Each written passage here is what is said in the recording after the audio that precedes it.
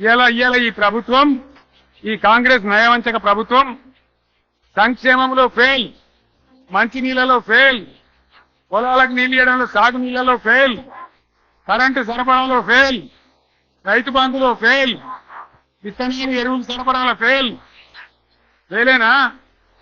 ధాన్యం కొనుగోళ్లలో ఫెయిల్, పల్లెలు పట్టణాల అభివృద్ధిలో ఫెయిల్, భూముల ధరలు పెంచడంలో ఫెయిల్. మరి దేంట్లో పాస్ అయింది?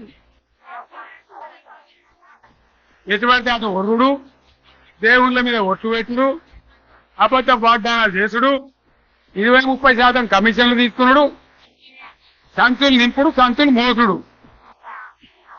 అంతేనా? కరెక్టేనా ఈ మాట? అన్నా కరెక్టేనా? నేను చెప్పి అన్ని ఫెయిల్ అయిందా ఈ ప్రభుత్వం? నిజమే. ఒకసారి చేతులు లేవట్రా, దయచేసి చేయి మీద లేవట్రా. ఫెయిల్ అయినా